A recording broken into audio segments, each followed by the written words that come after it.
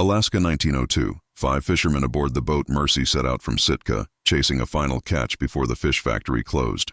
Local people warned them to stay away from a northern inlet said to belong to spirits that copy the living. They went anyway. That night, a woman's voice called from the shore using one of their names. By morning, the sea was still, their lines were tangled, and something unseen was calling them back.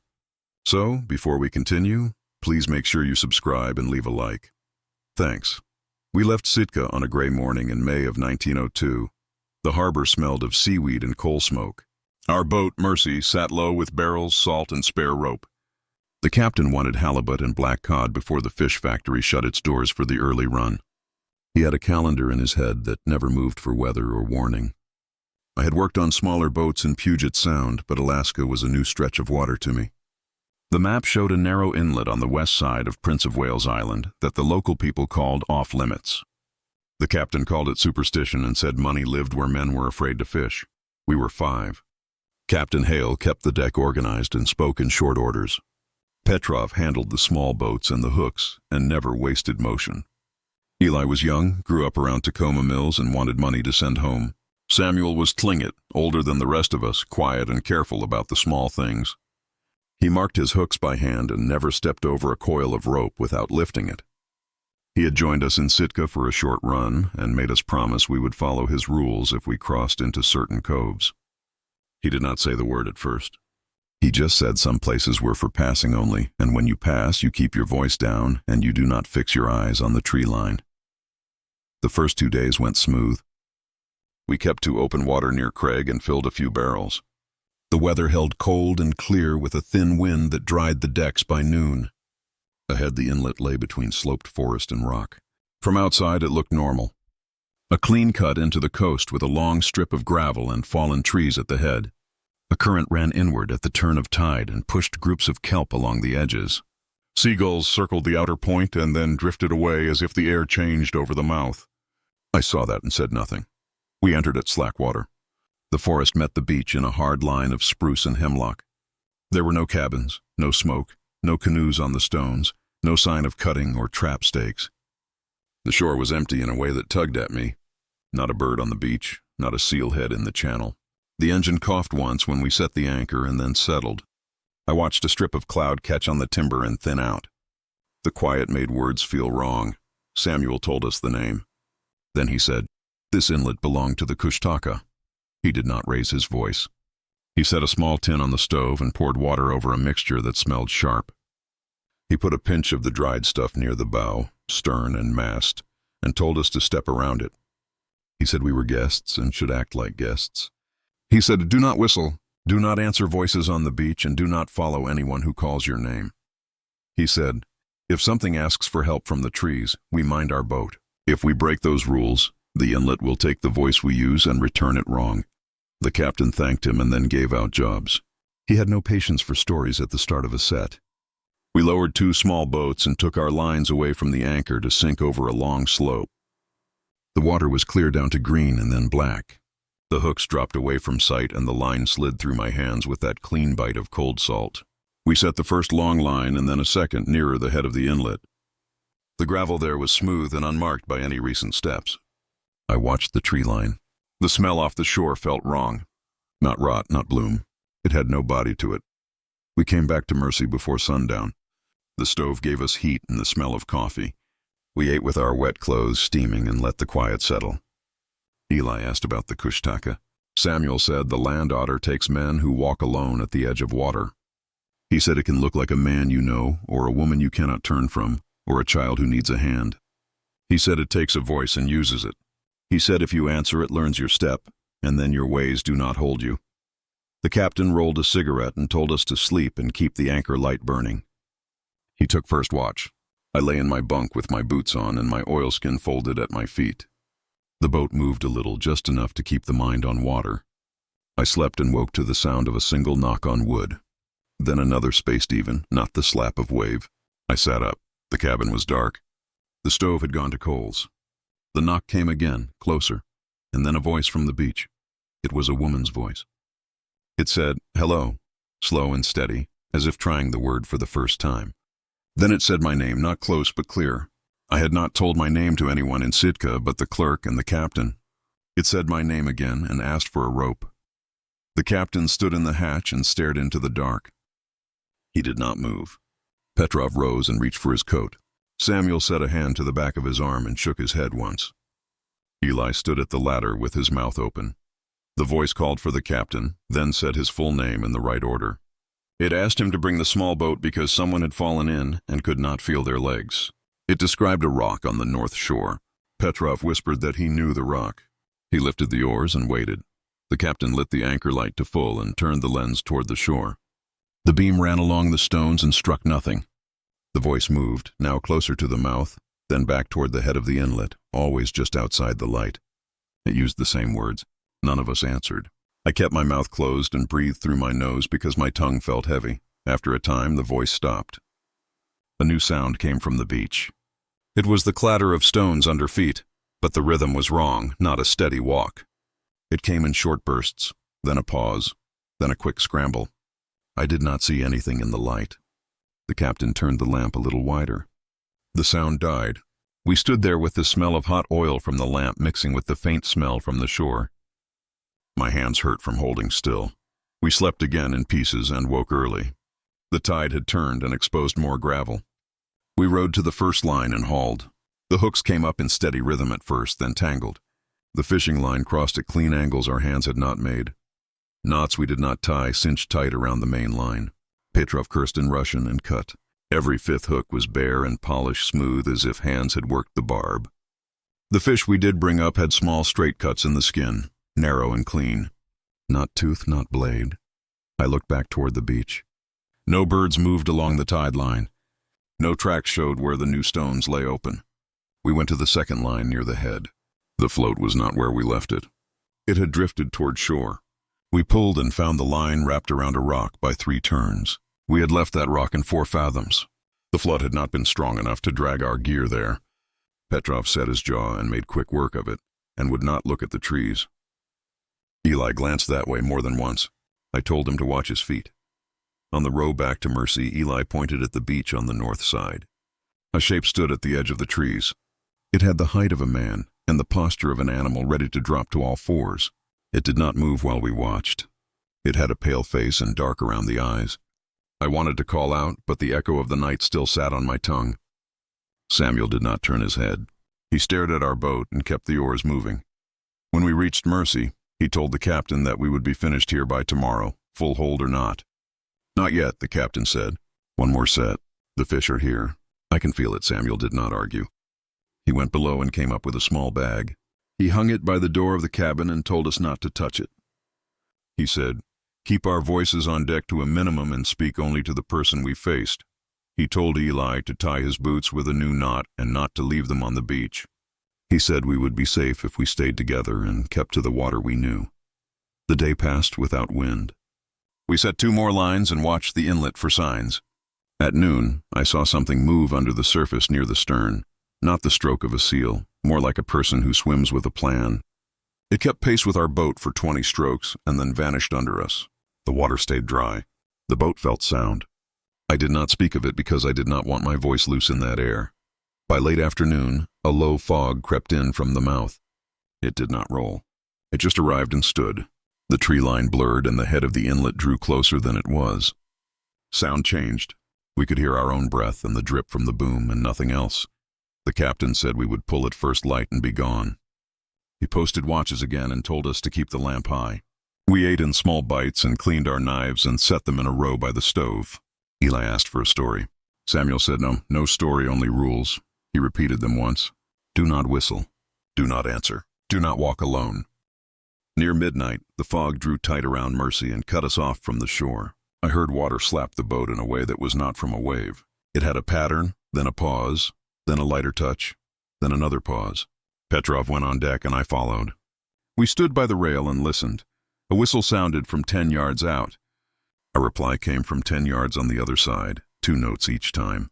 Then a third whistle rose from the head of the inlet and matched the pattern. The sound moved until it surrounded us. My chest felt tight.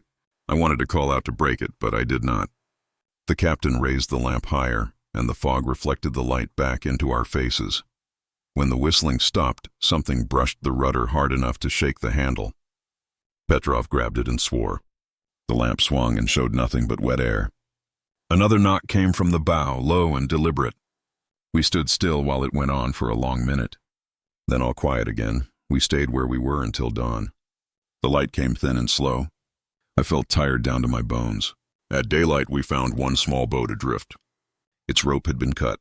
The end of the rope was smooth, not frayed. Inside lay 2 hooks and a coil of rope tied in a pattern I had never seen. Petrov lifted the rope and then set it down as if it had heat. The captain said we would get our gear and go. I felt the same. The inlet did not want us. I could feel that in a way I could not explain, and I did not need more proof. We rowed to the first float. The float was gone. Only the thin stick remained, bent and pointing toward the trees. We hauled on the stick and it came free with no weight. The line had been cut below the first fathom. The second set lay where we had left it, but when we pulled, the hooks rose empty and gleaming, as if someone had rubbed them with stone. Halfway through the haul, a voice called from the fog near the mouth. It was Eli's mother. He dropped the line and stepped toward the rail. Samuel grabbed his coat and spoke his name once in a steady tone. Eli stopped and shook his head and blinked as if waking. He looked down at the deck and would not lift his eyes again for some time. I said nothing. I kept pulling. The last hook came up without bait. The inlet had handled each piece we had put down. We turned for the anchor. The tide had begun to fall. Stones showed at the head, and on them lay a row of fish in a neat line, all facing the forest. They were not ours. Their eyes were open and clear. No seagulls came to them, no flies. The sight put a cold behind my ribs that no coat could touch. The captain stood straight and lifted his chin to the fog and then lowered it again and told us to pull for the anchor. No one argued. We made for the mouth in silence and kept our eyes on our work. The wind failed as we made for the mouth. The fog sat low and kept the shoreline hidden at 50 yards. I watched the compass while Petrov held the handle and Samuel kept a hand on Eli's shoulder. The captain stood near the bow and called depths as the lead line touched bottom in places it should not have. The map said 15 fathoms mid-channel. We took soundings at 8 and then 6. Something had shifted the bottom or moved us off the safe course without our knowing it. I kept my voice down and read bearings with only the words we needed. I did not want to offer more sound to that water. The tide turned before we reached the point. We felt it first through the boat and then saw the surface take a slow pull inward. The captain told us to drop a second anchor to hold our place while we sounded. Petrov and I let it go and paid out rope. The current tugged the boat sideways. The bow swung north toward the tree line and stayed there, straining against both lines. We were pinned. The mouth was not far, but we could not make forward way. We worked the lines for an hour without gain. The lead showed us uneven bottom with sudden rises. The captain did not shout, which told me his thinking had changed. He stripped off his coat and worked the windlass with his full weight. I felt my arms buzzing from the pull. Eli fetched water for our hands, then set down the dipper and stared at the fog as it parted for a moment and revealed a low shelf with drift logs stacked like bones. He made a sound in his throat and then caught himself. Samuel told him to keep breathing slow and not to look for shapes. A voice rose from the fog off our stern. It was my sister's voice from Tacoma, with the hitch she had after laughing. She asked me to help carry a box from a wagon. I had not heard that sound in 2 years. It landed in my chest with a kind of heat, and my hands loosened before I caught them again. I kept staring at the wrap on the anchor rope and named each step of the lashing turns in my head as if I were teaching a new hand. The voice asked a second time and then used a word only she and I used at home. I said nothing. The captain set his jaw and stared at the water where the sound came from. Samuel was watching me. He nodded once when I did not answer. Eli moved as if to step to the rail. Samuel shifted and blocked him without force and said his name in the tone a father might use when a boy reaches toward a flame. Another voice answered from the north side. It was the old clerk from the Sitka office, exact pace calling out a tally of barrels and rope like he had said it to us last week. Then a third voice from the head of the inlet began singing something low with no words I knew, only tone and breath, not like any song I had heard from men on boats. The notes matched in pace the slight push and slack of the current. I saw Petrov's hands go still on the handle. He blinked and looked at the deck and started again, like a man who has remembered a rule. We tried to haul the weather anchor. The rope came up tight and then paused. I felt the scrape along the hole through the rope. Petrov leaned and hauled with me. Something let go with a shake that traveled the length of the Mercy. The anchor broke free, carrying a length of weed I did not recognize. It was not kelp. The fronds were thin and flat and carried small round pods that clicked against the rail. Samuel took a stick and pushed the weed overboard and did not let it touch his hands. He did this without comment. The pods made a hollow sound as they hit the water and then sank fast. We pointed the bow again toward the mouth and moved 3 boat lengths before the current caught us and held us. The fog thinned for a breath, and I saw 2 low rocks I did not know bare and wet right where the map showed no obstruction.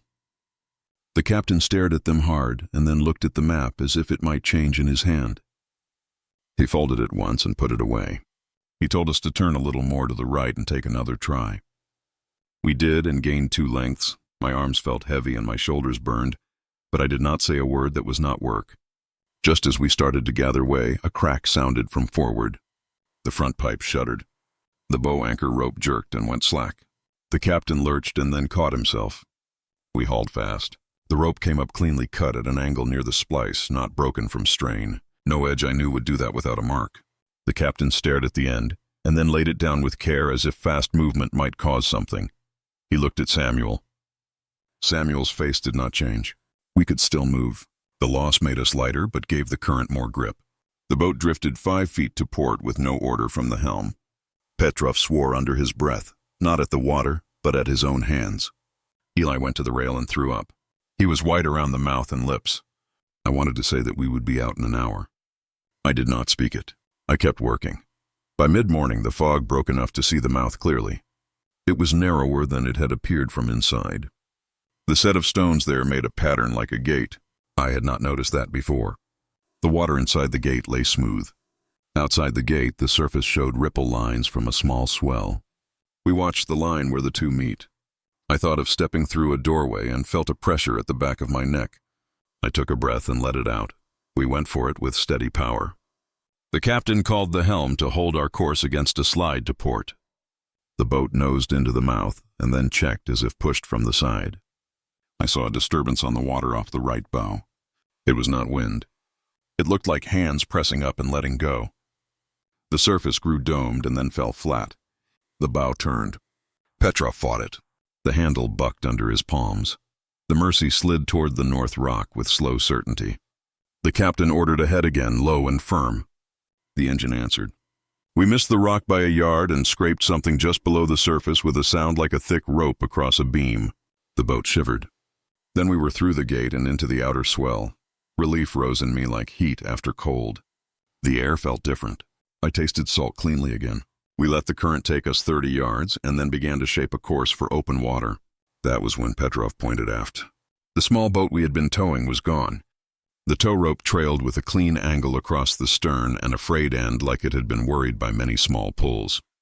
Eli said he had checked it at the mouth. He looked sick. We could not go back for it without turning into the set that had tried to hold us, and not one of us wanted to lay Mercy sideways there. The captain stared long at the missing boat and then told us to keep going. We made a low point west of the inlet and came under the protection of a small island covered in brush. The swell eased.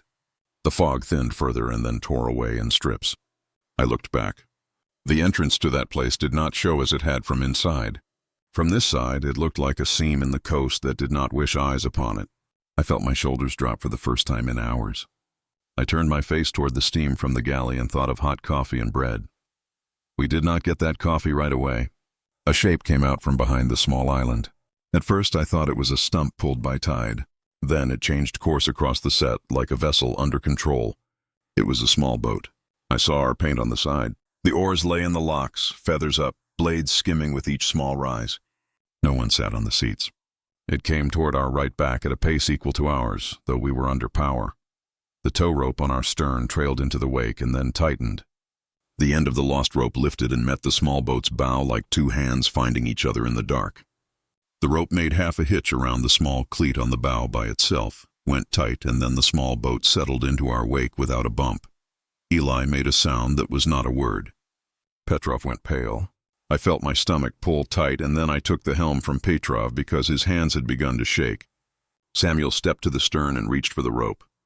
He stopped an inch short and drew back. He told the captain that we would not touch the rope until noon. He said we would keep our course and not look back for 100 heartbeats. The captain looked like a man faced with a choice between ground and deep water. He nodded once. We all looked ahead and counted in our heads without saying it. I kept the compass needle steady. The small boat rode behind us like a well-trained dog. I forced that thought away because I did not want to set that shape in my mind with any word that might make it closer. At noon, on open water, with a steady swell and the shore a mile off, we slowed. Samuel told us to throw a spare block into the small boat. It landed on the seat with a heavy knock. The boat did not shift or rock. He had me coil a new length of dry rope and he spliced it to the tow. The old rope had taken on a dark shine I did not like. He cut the splice with a clean stroke and let the old end fall into the sea. It sank at once instead of floating. I did not speak about that. We towed the small boat to a safe anchorage 2 hours away and anchored under a bluff with wind from the west. The ordinary sounds of a normal cove met us. Birds called. Water slapped in a way I knew. The smell of spruce reached us across the air. I felt like myself again. We brewed coffee and ate hard bread with fish salted from before. Eli would not drink until Samuel had sipped first, which I did not judge. The captain spread the map and marked the inlet with a pencil stroke and then covered the paper with his palm. His shoulders showed strain I had not seen in him. Petrov wiped his hands with a rag and threw it away. We talked about our next move. The captain wanted one more haul along the outside to make up for the lost day. Samuel said he would go with us, but we would not pass that mouth again. He asked the captain to say it. The captain said we would not. He said it in a low tone like a man swearing in court. That eased something between them. I did not know if the inlet would be content with that or not. I kept the thought to myself. I had the sense that speaking about it would give it a shape in the new cove, and I wanted this place to stay ordinary. We took stock of our gear. The lines looked good, except for the one splice and the lost anchor. The hooks we had left from the first sets lay clean and ready. The engine ran smooth. The kettle on the stove sent up a thin plume. These small signs steadied me. I told myself we had left the worst behind. That felt right until I saw the small bag Samuel had hung by the cabin door was no longer there. He did not react. He looked once at the empty nail and then closed the door. He did not mention it in front of the captain. Later, when I went on deck to rinse a cup, he joined me and spoke so low I barely heard him. He said we would keep watches through the night and we would not answer any voice no matter whose it was or where it came from. I told him he had my word. We set the anchor and made a small fire in a pan on deck to dry gloves. The light fell clean across the bay. A raven flew over and landed on the bluff and called 3 times, which felt like a normal thing. I let the knot in my back ease a little. Eli stood near the bow and looked at the sound. He seemed more solid again, but his eyes still moved too fast. He asked me about my sister. I told him 2 plain things and nothing more. He nodded. We did not speak of the small boat tying itself or the voices pushing at our ears. The captain inspected the splice again and then went below to write in his small book. Petrov scrubbed the deck out of habit. These acts felt like a bridge back to our lives. An hour before dusk, we heard a single whistle from beyond the point. It was the call men used to find each other in fog. It came again with the same spacing as before. I felt the blood leave my hands. This was not that inlet, but the sound had followed us as surely as the small boat had. The captain stepped out of the cabin and looked at Samuel. Samuel did not blink. He said we would lower the small boat and row to the beach to see if any trap stakes or driftwood gave the echo. He said we would keep together and not answer. The captain agreed. I did not like leaving the Mercy, but I wanted answers more than I wanted to sit under that whistle. We lowered the small boat and pulled for the small strip under the bluff. The water was clear. I saw bottom at 10 feet. No weed moved there. No fish slipped aside. The only sound was the squeak of our oars. The whistle sounded again, now from near the mouth of this cove. When we reached the stones, we pulled the small boat above the wash and stood with our boots on firm ground. The whistle stopped. A footstep sounded behind the drift logs, 1 step only. We waited. Then something stood up from behind the largest log. It had the outline of a man, but the head shape of an otter. Its eyes were set too far apart. The mouth did not move when it spoke in a voice I knew. It used the captain's father's voice from Connecticut. It asked for a hand with a net. Then it shifted its weight, and the wet fur around its jaw showed in a way that turned my stomach. It watched our mouths, not our eyes. The captain's face went a color I had not seen on him. He reached for the boat hook. Samuel lifted his hand and set it on the captain's forearm. He said no. He told the thing that we had no spare hands and that we were leaving. He said it in his own language. The thing tilted its head in the way a dog does at a new sound. Then it spoke in Samuel's voice and asked me by name for a rope. My legs felt unsteady. I took one step back and set my heels hard. Petrov crossed himself, which I had not seen him do before on any deck. Eli looked ready to run, but there was nowhere to run except the small boat in the water. We had met what the inlet had promised. It had come to us here. The creature stood no more than 10 yards from us. The tide hissed against the stones, drawing a thin foam line that reached the tips of its feet and pulled away again. The air around it smelled faintly of wet hide and something sour, like fish left in a net too long. It did not blink. I could see the steady lift of its chest, the small bend in the hands that hung at its sides, the dark claws curving in toward the palms, when it spoke again in Samuel's voice. The words came slower, as though it were searching for the rhythm. Samuel answered in Tlingit, a short phrase that sounded like a warning or a dismissal. The creature tilted its head, gave a low sound that wasn't a growl or a breath, and took one step closer. Eli moved back, stumbling on the loose stones, and the small boat scraped against the beach. The sound made the creature stop. Its nose holes widened, and the eyes shifted to the boat as if recognizing something it wanted. Petrov whispered that we should move now. The captain gave a slight nod, his hand tightening around the hook. We backed toward the water in small steps. The creature stayed where it was, but kept its eyes on us. Samuel whispered a word under his breath for each step we took, a rhythm to keep us together. When the surf reached our boots, he said one last word and turned sharply. We shoved the small boat out and climbed in fast. Eli slipped but caught the side. Petrov pushed off, and I pulled at the oars until my shoulders hurt. The water between us and the shore widened, and still the creature stood there motionless except for the slow turning of its head to watch us. It raised one hand and waved once, a small gesture, and then crouched low to the ground. The motion was smooth, not human. Then it was gone, slipping into the dark stones without a sound. We rowed until the Mercy's boat shadowed us. The captain didn't speak. He only pointed to the ladder and went up first. Samuel came last and turned once before stepping aboard. I followed his eyes but saw nothing behind us except open water and gray light. We hauled the small boat in and tied it tight. Triple turns on the cleats. Samuel checked every knot himself. When he finished, he looked down at his hands for a long time, then rubbed his palms against his coat as if washing them clean. The captain told us to pull anchor before dark. None of us argued. The wind shifted from west to east, and we took it as a sign to leave. I could feel a pressure in my ears, a kind of humming that eased as we moved farther out. The island dropped behind us, and the water began to show long swells again. For the first time in days, seagulls followed our wake. Their cries sounded harsh, but welcome. By the time night came, the coast was only a line of black to the right. The captain set our course south toward Craig. He said we'd stop at the fish factory for repairs and report the inlet as unsafe due to shifting bottom. He didn't mention what we had seen, and no one asked him to. We took our watches quietly.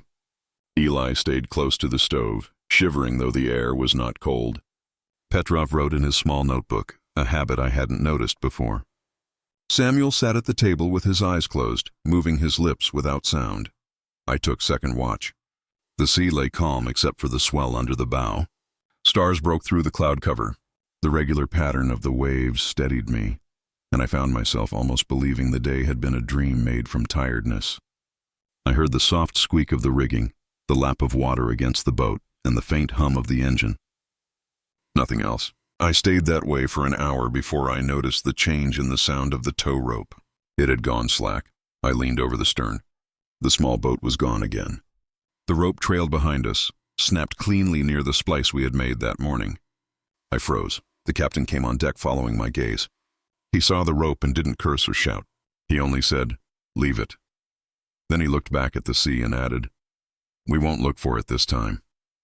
At dawn, the weather turned rough. A low wind rose, pushing from the north, and the sea built short, steep waves that slapped the boat. We rigged storm canvas and tied down what we could. The captain stayed at the helm. Spray soaked the deck, and we worked through it, tired, but alert. Around mid-morning, the compass began to twitch. The needle swung 5 degrees off course, then steadied, then jumped again. Petrov checked the housing for magnet loss. Nothing. The metal was clean, the glass clear, but the needle refused to hold true north. We relied on the landmass when we could see it, and on the captain's sense of water when we couldn't. By noon, the storm passed as quick as it had come. The sea went glassy again, and the wind died altogether. The sky held no color, only flat gray. The calm felt worse than the wind. The air pressed down as if the weather were waiting. I went to the bow to coil a loose rope and saw movement in the water ahead. It wasn't a fish or a wave. It was something just below the surface, pacing our speed. It had the outline of a man swimming on his side, arms close to the body, head low. I called for the captain. He came forward and saw it too. We watched it drift nearer until it passed under the bow. The wake behind us rippled once, then smoothed. Samuel said the name again, Kushtaka, and touched the rail once for luck. The captain ordered full speed until the coast came into view. The engine strained, but we pushed through the flat calm until mountains rose ahead. By late afternoon, we found a small harbor and set anchor among other fishing boats. I'd never been so relieved to see smoke from cabin chimneys. We tied off and made for the dock. When we reached shore, the harbor master came down to meet us. He asked if we'd been in the inlet north of Prince of Wales. The captain hesitated, then nodded. The man frowned.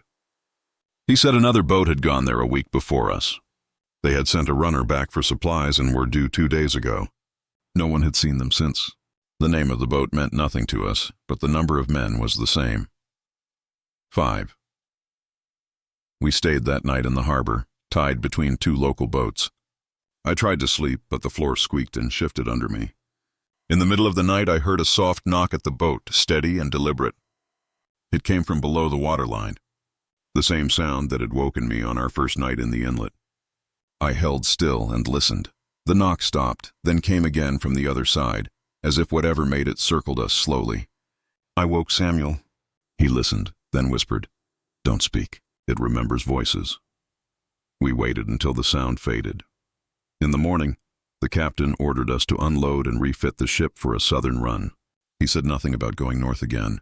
Samuel left first, walking toward the trail that led inland. Petrov went next, saying he'd find work on a factory barge. Eli stayed with the Mercy another day, then packed his few things and left without a word. I helped the captain clean the hold. When we were done, he stood at the rail looking toward the horizon. He asked if I had seen what he saw on the beach. I told him I had. He nodded once and said, "Then we won't speak of it again." I agreed. There was nothing to say that would make sense on land. Weeks later, when the Mercy was tied up in Ketchikan for the season, I heard of a drift boat found near the southern tip of Prince of Wales. The boat paint matched ours. Inside were 2 fish hooks tied in the pattern we had seen, and a coil of rope still wet, though it hadn't rained. The men who found it cut the rope, burned the small boat, and let the ashes sink. They said the air around the wreck smelled of salt and musk, but the sea was still. I never went north again after that summer. The captain sold Mercy to a trader and left for Seattle. Petrov wrote once from Kodiak and said he dreamed of the inlet when fog rolled in.